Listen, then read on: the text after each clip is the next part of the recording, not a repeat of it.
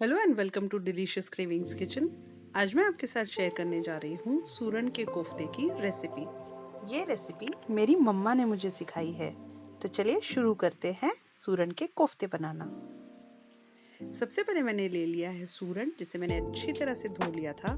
और जब भी आप सूरन की सब्जी बनाएं या कोफ्ते या जो भी बनाएं, हमेशा ध्यान रखिए कि आप हाथों में तेल लगा लेंगे। इससे आपको हाथ में बिल्कुल भी खारिश नहीं होगी। तो सूरन को काटने के बाद जहाँ जहाँ आपको ऐसा लगे कि ये थोड़ा सा खराब है, उस हिस्से को काट लीजिए। तो इस तरह से मैंने पूरा सूरन जो है वो साफ कर लिया था। करीब आधे किलो के आसपास मैंने सूरन लिया है और अब इसे हम ग्रेटर से ग्रेट कर लेंगे। आप चाहें तो इसे छोटे या बड़े साइड पे ग्रेट कर सकते हैं। मुझे इसके बड़े बड़े लच्छे चाहिए, इसलिए मैं इसे इस तरह से ग्रेट कर रही हूँ। तो देखिए, ग्रेट करने के बाद इसमें हम डालेंगे 2 छोटे चम्मच लाल मिर्च पाउडर, थोड़ी सी अजवाइन, 2 बड़े चम्मच धनिया पाउडर, चुटकी भर हल्दी, आधा चम्मच जीरा पाउडर और आधा चम्मच गरम मसाला। थोड़ी सी इसमें हम डालेंगे कसूरी मेथी, जिसे मैंने ड्राई रोस्ट कर लिया था और हाथों पे मसल लिया, और खूब सारा बारीक कटा हुआ हरा धनिया, स्वाद अनुसार नमक। और इन सब चीज़ों के बाद हम डालेंगे 1 चम्मच इसमें तेल, ताकि ये बहुत सॉफ्ट हो। और इन सब चीज़ों के साथ साथ हम इसमें डालेंगे 3 बड़े चम्मच बेसन। बेसन डालने के बाद हम इसमें डालेंगे थोड़ी सी आमचूर और हींग।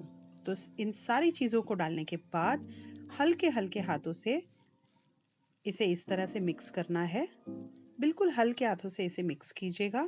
आप देखेंगे कि ये एक डो की तरह फॉर्म हो गया है और धीरे धीरे इसके मैं कोफ्ते बना लूँगी। अगर आपको लगे कि बेसन की ज़रूरत है तो थोड़ा सा आप इसमें डाल सकते हैं। तो देखिए, मैंने सारे कोफ्ते इस तरह से रेडी कर लिए हैं। अब इन्हें फ्राई कर लेते हैं। तो एक कढ़ाई में मैंने तेल ले लिया और चेक करूँगी कि ये तेल गर्म हुआ है या नहीं। तो तेल काफ़ी अच्छी तरह से गर्म हो चुका है। लो टू मीडियम फ्लेम पे अब हम कोफ्ते फ्राई करेंगे। तो कोफ्ते आप एक एक करके इसमें डालते जाइए। आप चाहें तो इस तरह से चम्मच से भी डाल सकते हैं।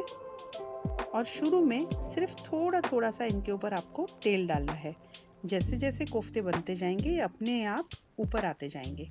तब आप इन्हें हल्का सा इस तरह से इन्हें पलटाते जाइए। धीरे धीरे इसका झाग कम होता जाएगा। आप देखेंगे कि ये कोफ्ते फ्राई हो गए हैं और ये बहुत ही अच्छी तरह से हर तरफ से इवनली फ्राई हो गए हैं। तो देखिए, मैं आपको निकाल के दिखाती हूँ। तो हमारे कोफ्ते बहुत बढ़िया तरीके से अब फ्राई हो चुके हैं। दूसरा बैच भी मैं इसी तरह से फ्राई कर लूँगी। तो लीजिए, मैं कोफ्ता आपको इस तरह से तोड़ के बताती हूँ कि कितना अच्छी तरीके से ये फ्राई हुआ है। तो अब ग्रेवी की तैयारी करते हैं। जब तक कि ये दूसरा बैच हमारा रेडी होता है, साइड बाय साइड हम ग्रेवी की तैयारी करते हैं। तो एक कढ़ाई में मैंने तेल डाल दिया, उसमें मैंने डाल दिया थोड़ा सा जीरा। जैसे ही जीरा चटकता है, उसमें हम डालेंगे थोड़ी लहसुन, और लहसुन डालने के बाद इसमें मैं डालूंगी 2 से 3 हरी मिर्चें। अब हरी मिर्च डालने के बाद इसे अच्छी तरह से चला लीजिए, थोड़ा सा इन्हें पका लीजिए। और ये सारी चीज़ें पक जाए तब हम डालेंगे इसमें 3 बड़े प्याज। प्याज को मैंने लंबा काट लिया है। अब फ्लेम को हाई कर लीजिए और इस प्याज को कंटिन्यूसली इसी तरह से चलाते रहिए जब तक कि ये गोल्डन ब्राउन हो जाए। आपको प्याज को बहुत अच्छी तरह से पकाना है। तो देखिए, प्याज हमारा हल्का सा ब्राउन हो चुका है इस स्टेज पे। अब हम इसमें डाल देंगे थोड़ी सी ग्रेट की हुई अदरक। तो अदरक डालने के बाद मैं इसमें डालूंगी थोड़ा सा बारीक कटा हुआ हरा धनिया। इन सारी चीज़ों को मिलाकर गैस को ऑफ कर दीजिए और इसे ठंडा होने दीजिए। अब उसी कढ़ाई में मैं डाल दूंगी 3 बड़े चम्मच तेल, जिसमें मैंने कोफ्ते तल लिए थे। मैं वही तेल यूज़ कर रही हूँ। और 1 चम्मच इसमें मैं डालूंगी बटर, धीमी आंच पर। अब बटर को हम मेल्ट होने देंगे। जैसे ही बटर मेल्ट हो जाता है, इसमें हम डालेंगे एक छोटा सा बारीक कटा हुआ प्याज, और प्याज को हम कंटिन्यूसली चलाते रहेंगे ताकि वो जले नहीं। जैसे ही वो हल्का ब्राउन हो जाए, थोड़ा सा इसका रंग चेंज हो जाए, हम इसमें डालेंगे 1 बड़ा चम्मच लाल मिर्च पाउडर। लाल मिर्च पाउडर डालने के बाद इसमें जाएंगे 2 चम्मच धनिया पाउडर, थोड़ी सी हल्दी, और इन सारे मसालों को हम अच्छी तरह से इसी तरह से पकने देंगे। जैसे ही पूरे मसाले इसमें पक जाते हैं, हम इसमें डालेंगे 1 बड़े टमाटर की प्यूरी। तो प्यूरी डालने के बाद आपको इसे धीमी आंच पर इसी तरह से चलाते रहना है।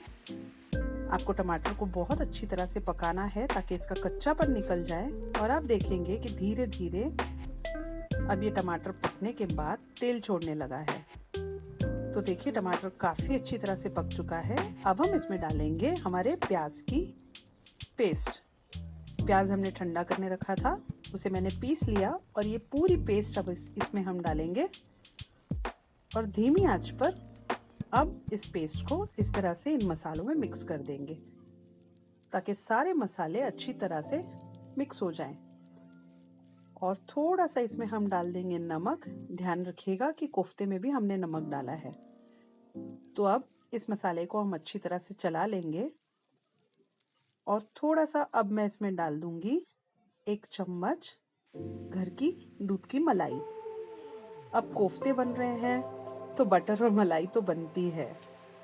तो मलाई डालने के बाद इसे हम अच्छी तरह से चला लेंगे और अब इस मसाले को हम धीमी आंच पे ढक्कन लगाकर कम से कम 5 से 6 मिनट तक पकने देंगे।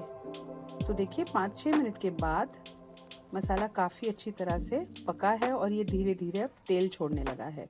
आप देखेंगे कि ये कढ़ाई भी धीरे धीरे छोड़ने लगा है क्योंकि मसाला काफ़ी अच्छी तरह से पक गया है। तो थोड़ा सा इसमें हम डाल देंगे पानी डालने के बाद अब इसे मिक्स कर लेंगे।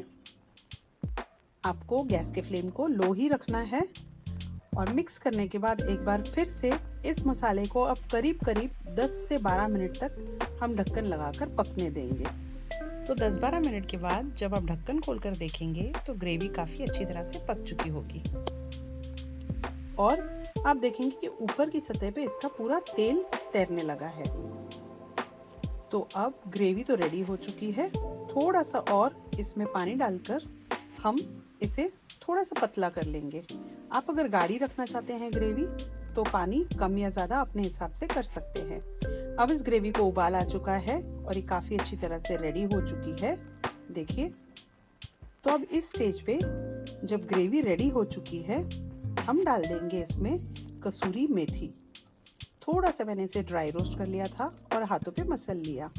इसी के साथ साथ हम इसमें डालेंगे बारीक कटा हुआ हरा धनिया। तो देखिए ग्रेवी काफ़ी अच्छी तरह से पक चुकी है और बहुत बढ़िया सा इसका तेल भी ऊपर आने लगा है। तो अब हम प्लेटिंग कर लेते हैं। इसमें मैं डाल दूंगी 4 से 5 कोफ्ते। आप चाहें तो कोफ्ते को डायरेक्टली ग्रेवी में भी डाल सकते हैं। तो कोफ्ते प्लेट में रखने के बाद हम इसके बिल्कुल साइड से इस तरह से ग्रेवी डालते जाएंगे। थोड़ी थोड़ी करके हमें ग्रेवी डालनी है। थोड़ा थोड़ा करके आप इस पे ग्रेवी डालने के बाद इसमें डाले बारीक कटा हुआ हरा धनिया